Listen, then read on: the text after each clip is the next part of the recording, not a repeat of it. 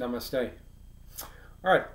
Good morning, guys. Today, what I want to talk about is, well, one, we're starting a completely different unit today, and we're going to start the science of physics, all right, which is the study of motion and also forces and energy, and basically it's how the universe works in general. And we'll go a little bit more into that.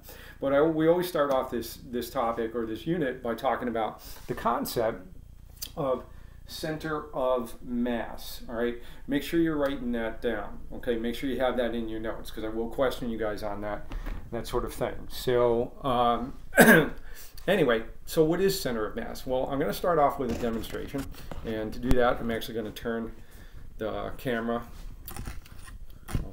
over here. And all right, and so what I have here is this is a dowel rod. It's a stick, okay, that I had from someone's physics kite project a few years ago. All right, and then what I did was I took some weights and I duct taped them to one end, not in the center, but one end, right? And this is something that we would do in class. Were we together in class, we would all do this. You'd be in your lab groups, and you guys would all take dowel rods, and you'd stick some weights on the end, and you would do this. And what I would have you do, what I have my students do every year, is I say, like, okay, try and balance this, right, and see which end it's easier to balance on. So is it easier to balance on when the weights are up here, or is it easier to balance when the weights are down here? Now I'm going to try and do this for you right now, all right? And I'm going to try not to disturb my cat. There he is. That's Oliver. He's exhausted because he was hunting mice early this morning, and now he's tired. So we'll try not to disturb him. Anyway, okay, so here we go. All right, so, and you'll find if you do this, right, that if you take and you put the weights up here and you try and balance it, you can do it fairly easily. And you're saying right now, wow, Mr. Golis, you are amazing. And yes, Amy Tatro, you're right. I am amazing, all right? And you saw me balance this fairly easily. Look at that, look at that. All right, if you try and do it on this side, and try this, go ahead, like try this at home. If you get a stick and some duct tape and some rocks or something like that, do this, and then do this with like a sibling or something, like bet them, you know, money or chores or something like that, and say like try and balance it like on this end and with the weights down here, and you'll see like it right away, like you can't do it. It's like really, really difficult to balance when the weights are actually closer to your hand. It's a lot easier to balance when the weights are away. And we would do this in class, and then I would say like, okay, well, why is it? All right, because a lot of people think that it's easier to balance or they hypothesize it's easier to balance when the weights are down here. Why? Because they say when weights are lower, it's more stable. Yeah. The concept is, and this is what Isaac Newton said. Isaac Newton said that when things fall, they fall as if they're falling from their centers, okay? What does that mean? Well, what Isaac Newton said is that there's a place inside every object, including you, where it looks as if all the matter of that object is centered on a single point. And we call that center the object's center of mass. Another thing to call it is the balance point, okay? And because what winds up happening is if the balance point is supported, then the object doesn't fall. And here's what I mean. So now, were this normally just a regular stick without weights on it, where would the center of mass be? Well, it would be right in the center, okay, as you would think. All right, but since I put these weights over here, all right, and you look, see where I have to place my finger in order to balance it. I get really close to the weights there, right there. See how I'm balancing on one finger? This is the center of mass. There is just as much mass on this side as there is on this side. When you put more matter over here on the stick, it takes the center of mass from where it would normally be, which would be in the center of the stick, and shift it over to where that extra mass is. And so this is the center of mass. And I'm supporting the center of mass so the object doesn't fall. So why is it easier to balance when the weights are up here? Because the center of mass is up here, and what's really doing the falling is the center of mass. Okay, so, and if you look above my hand here, so this object has a longer, if the center of mass is up here, it takes longer for the center of mass to fall down to my hand. And what that means is that I just actually have more time to react. So when I see it move, I can move my hand and support that center of mass, and so it balances. When you have the stick like this, the center of mass only has like maybe 5 inches to fall before it reaches your palm, okay? And that gives you like almost no time to react. That is beyond the reaction time of most human beings, okay? So that's the deal with that. And again, the center of mass is normally where you think about it if you have a symmetric object. And here's what I mean, okay? I was looking for, like, I don't know, some sort of stick. Best thing I could find in my room right now is this arrow. And again, let me go over here so you can see it a little bit better, okay? Okay, check it out. And try this at home. Like, take a stick, like a dowel rod or something like that, or a piece of pipe or something like that, and just rest it, okay, on your hands like that. And then what you do is just move your hands closer together. All right? Now the stick will slide in various ways, but your hands will always wind up at the center of mass, which is about right there. Got it. I'm going to try that again. Here we go.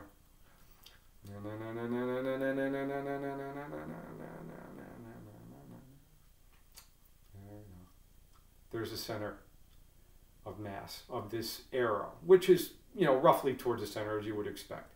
It's not completely what we would call uniform. Uniform means the same throughout because there's an arrowhead, which is metal on this end, okay, and then you got feathers and plastic on the other end. But there it is right there. I'm balancing it on one finger as best I can, okay, and I'm pretty close, so that's the center of mass. Okay, where is your center of mass? All right, well, for most people, it's kind of where you would expect it is. All right, I'm gonna put this over here gently because I don't want to disturb Oliver. All right, and for most people, it's, you know, around the hip area, like that. And if you've ever seen, if you know any gymnasts, or if you've ever seen a gymnast, when you see them, you see like a gymnast and you got that, they're on like that tiny little like bar or something like that, that balance beam that they stand on and they do flips and stuff like that.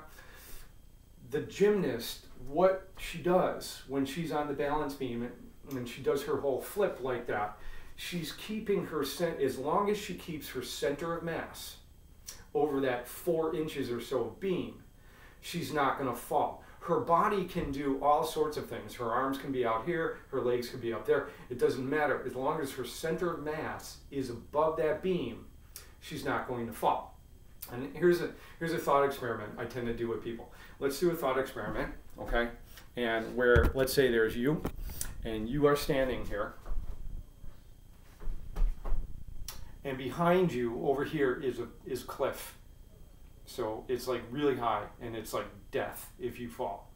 And then standing right in front of you is somebody, like uncomfortably close, is somebody who you don't trust, like Mr. Kelly. And let's say that they do to you what you thought, what you're afraid they're going to do to you, and they push you. And so they push you in the chest and you start to go over. Now remember, you don't fall as long as the center of mass is supported. Now what most people do, okay, is their body posture. If someone pushes them and they're trying not to go back, they're trying not to fall, they get low right away, and they swing their arms out forward. Their body goes like this. Why? Because your center of mass is somewhere in here, and you're trying to keep the center of mass over the ground and not over the cliff, because the second your center of mass goes over the cliff, you go over the cliff, and that's a point of no return. You can't stop it at that point. See what I'm saying? All right. Yeah, I wish I was with you guys to explain it a little bit more clearly and stand in front of you guys and demonstrate and stuff like that. By the way, cats like Oliver over there, if you've ever seen a cat, cats are really, really good at keeping their center of mass perfect over whatever they're walking. That's one of the things that cats are, talented at. That's why cats can balance on like thin little things all the time, because they're very good at that, all right? And that's why they rarely fall, all right? Okay, here's another object. I got a hammer because I felt like doing that. Center of mass of the hammer, like with the stick, is about where you would expect, okay? So somewhere about there, all right, as you expect. So there's just as much mass on this side as there is on this side at that point, at the balance point, okay? Now, interestingly enough, if you were to throw a hammer, if you've ever done that, you notice that the hammer rotates and it goes, and as it's in the air, it's rotating. What's it rotating around? It's rotating around the center of mass is what's happening. So the head and you notice that the handle does most of the rotating. The hammer does less. Why? Because the hammerhead is closer to the center of mass. So that all the rest of the mass of the object is rotating around that point. That's right here. Okay, right there. You don't even have to have any mass at the center of mass. Watch this. Check it out. Look at this object. Where's the center of mass for this roll of duct tape? All right, well, it's right there. Well, there's no mass there. Doesn't matter. You don't have to actually have any mass at the center of mass. All right, you can have empty space there.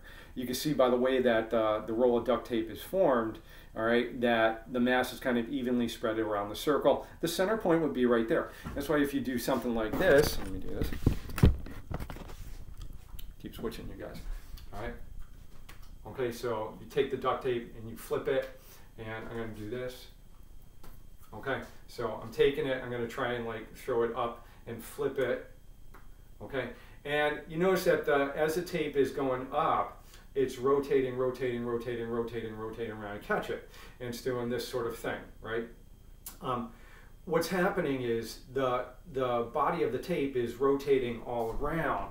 But if you were able to pinpoint the center of mass, okay, if you were able to pinpoint the center of mass and watch the center of mass as this tape is flying around like that, the center of mass would be doing this complete perfect ballistic arc.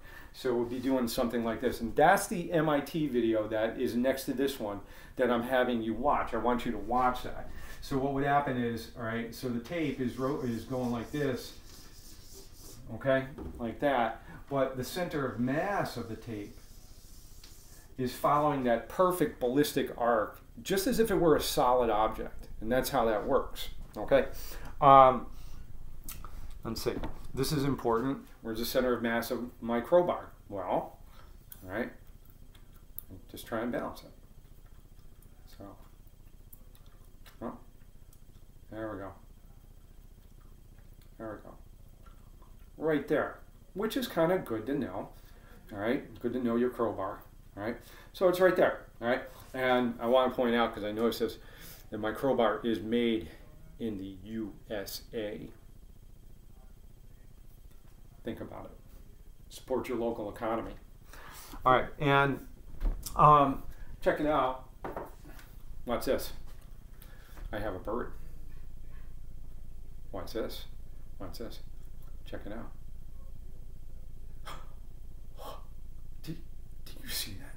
Do you see that? I'm balancing it on one finger. I am awesome. I'm totally awesome. Now here's what we're going to do. Okay? I'm balancing the bird like this. All right? And yes, you guys are all impressed. Yes, Emma Ruggieri.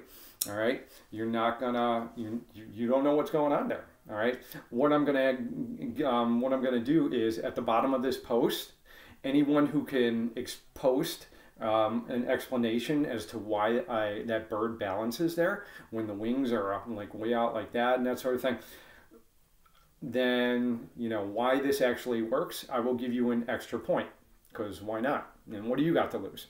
All right, so see if you can explain why this bird. Oh, look at that! I even tapped on the tail. Watch. You see what? Yeah, yeah, you are. Yeah, you're all impressed. And you know, if you can explain to me how I can balance this bird on one finger like this, okay, and do this, and even knock it around a little bit, and that sort of thing, I will give you an extra point on whatever it is that I took off points for. Okay, so you know, try and do that. See if you can explain that. All right, especially in light of what I just taught you. So you know, see if you can do that. So Ariane Turcotte, all right, you will never be able to do this.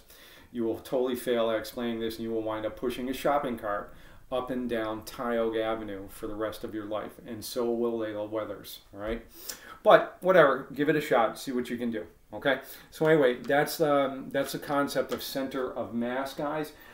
Make sure you also watch that MIT video where what they do is they throw various objects around. They like take a hammer and they spray paint the center of mass with fluorescent spray paint, and then they toss it and stuff, and you know, you can see the hammer flips around, but then they turn the lights off and you can just see the fluorescent spray paint, which is the center of mass, do exactly what I'm saying right there. And I want you guys all to watch that. Okay, cool with that? All right, so there you go. Try some of this stuff at home just for the heck of it, and then next time I'm going to have you guys do a center of mass activity. All right, okay, check it out. Have enjoy your apocalypse. Goal is out.